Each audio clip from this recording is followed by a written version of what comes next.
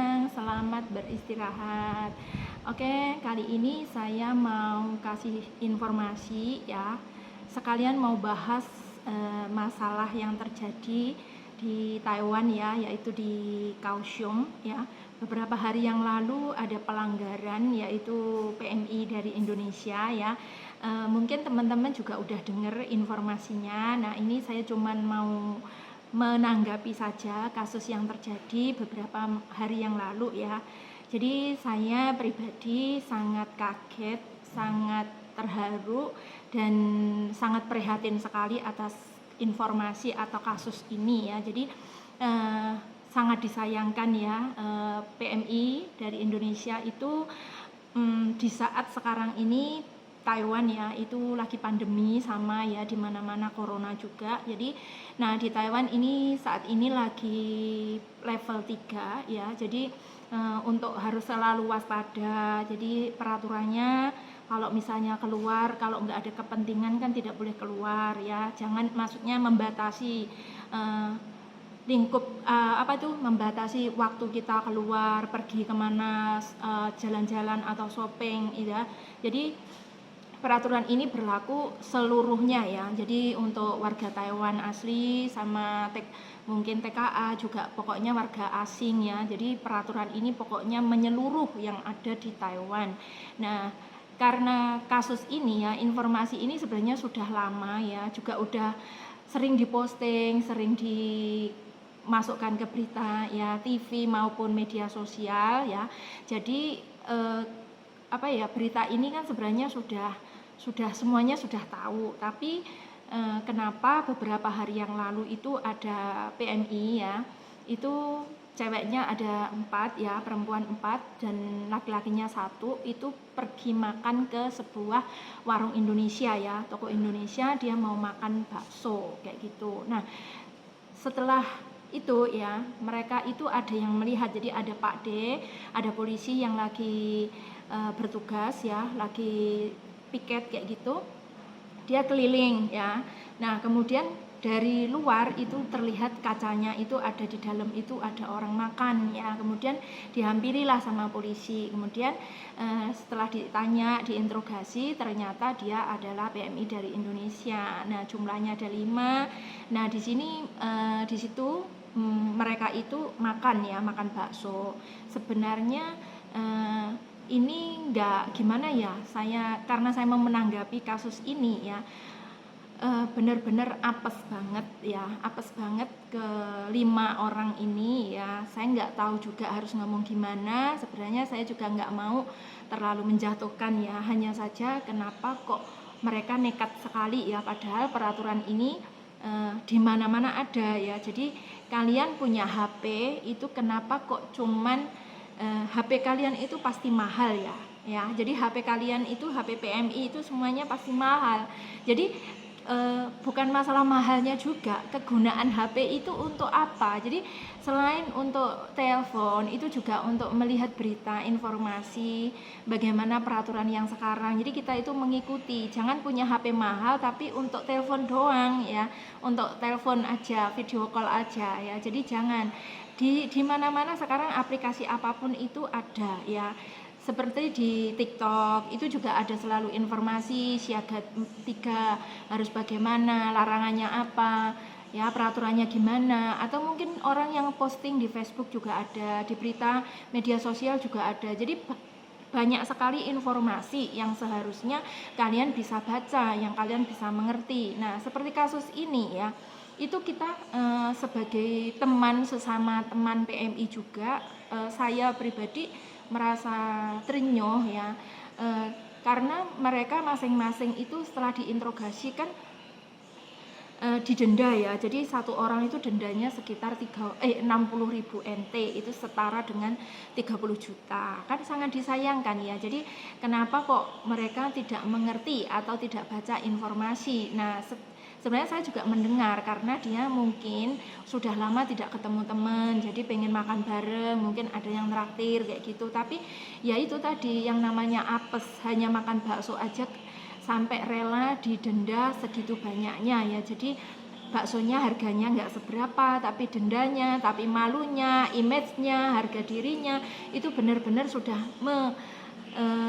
merusak dia sendiri kayak gitu loh. Jadi sudah mempengaruhi dia sendiri sama teman-teman yang lain ya. Jadi ini image-nya sudah menyebar ya. Jadi bikin malu, bikin kenapa ya kok sangat minim informasi seperti ini. Nah, kalian kan sebenarnya kalau misalnya pernah lihat YouTube semua banyak orang yang bikin konten tentang peraturan ini ya. Jadi nggak boleh keluar harus pakai masker, nggak boleh ngumpul sama teman-teman. Kita mau buang sampah aja ngobrol di situ, kayak konten saya itu juga ada. Buang sampah ya, itu ngobrol 5 orang, majikan sampai tahu, kemudian disemprot sama majikan ya, sampai dilaporin sama agensi. Dikiranya dia nggak ngerti, nggak paham, padahal sebenarnya udah paham, hanya saja teman-temannya pengen ngobrol bareng kayak gitu. Nah, dari sini sebenarnya kita harus mengingatkan ya, dari permasalahan ini intinya kita harus mengingatkan. Dan mungkin ada Mas ya dan Mbak yang lagi didenda, yang bersangkutan, saya harap dari ujian ini ya supaya lebih berhati-hati lagi ya.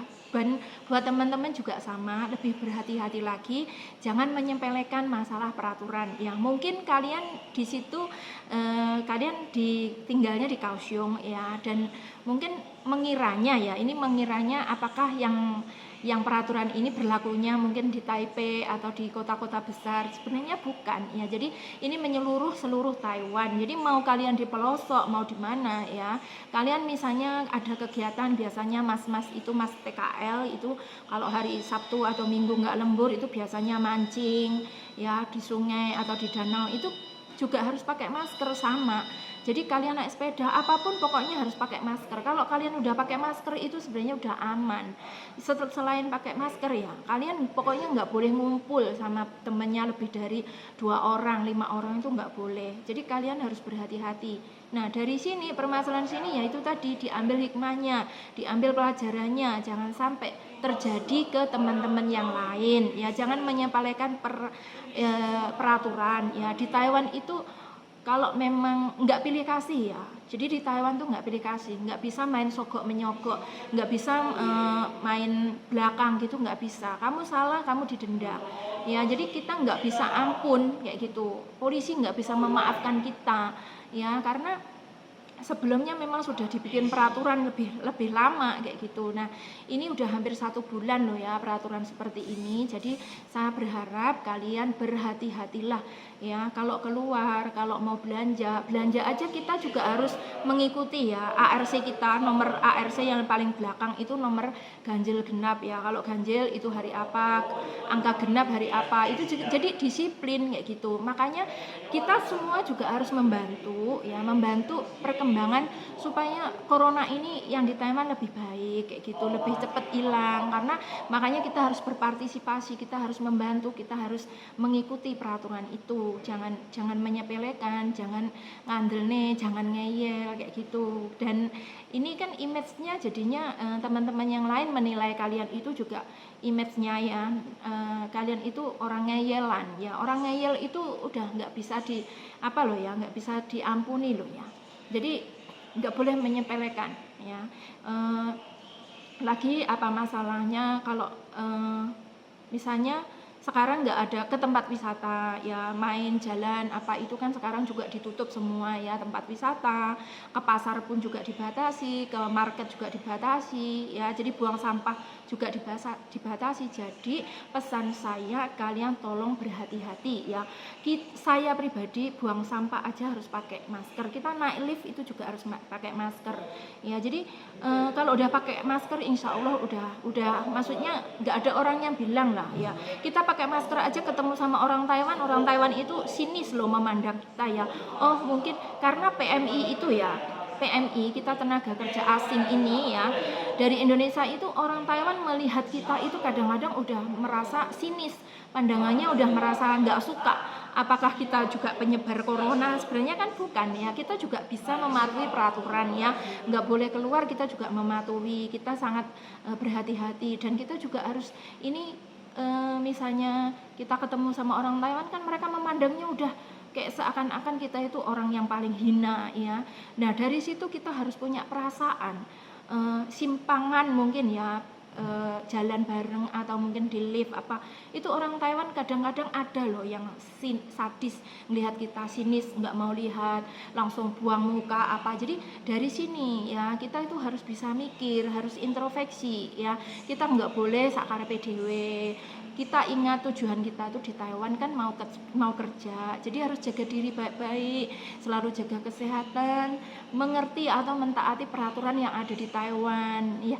Karena kalau udah terjadi seperti ini, kita siapa yang mau bantu ya? Nggak mungkin majikan kamu mau bantu, nggak mungkin agensi kamu mau bantu, nggak mungkin teman kamu mau bantu ya.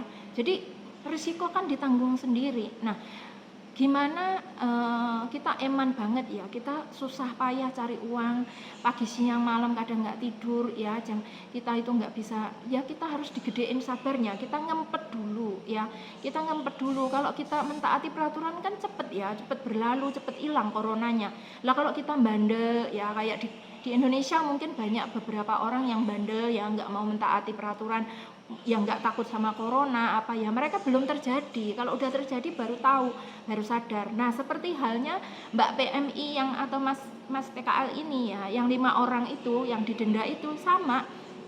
Kalau dia nggak terjadi seperti ini ya, dia juga nggak tahu kalau peraturannya sekejam itu ya, separah itu. Jadi dari sini makanya kita ambil hikmahnya, pokoknya harus berhati-hati ya, jangan sampai terulang lagi, mau ke siapa aja ya. Jadi sekali lagi saya ingatkan teman-teman semuanya harus waspada ya. Jadi jangan sakarepe dhewe, di sini kita tuh numpang ya. Jadi kalau udah seperti itu, image kita tuh jelek di mata orang banyak ya. Jadi pokoknya harus hati-hati aja ya. Ini lagi banyak orang sliver, saya mau cepet pakai masker ya, nggak enak juga ya. Tapi kan saya pas sendiri sebenarnya ya, jadi nggak ada orang, saya di lobi. Kalau misalnya kita ketemu orang, saya daripada ditegur, mendingan kita harus menjaga diri. Saya juga udah sedia masker sebenarnya ya. Cuman kalau pakai masker pas bicara kayak gini memang yang nggak nyaman aja, tapi bagaimanapun kita tetap harus mentaati peraturan, itu saja. Jadi teman-teman semuanya tolong ya, di sini kita tujuannya mau kerja, jadi harus jaga diri, jaga kesehatan, harus semangat, kerja yang baik, kerja yang ikhlas, yang sabar. Pokoknya sabarnya itu harus digedein ya, jangan egois ya. Itu aja teman-teman semuanya, mudah-mudahan bermanfaat ya. Semangat, tetap kerja yang baik, itu aja. Semoga sehat selalu, panjang umur, Gusti Allah selalu memberkahi. Terima kasih. Wassalamualaikum. Bye bye.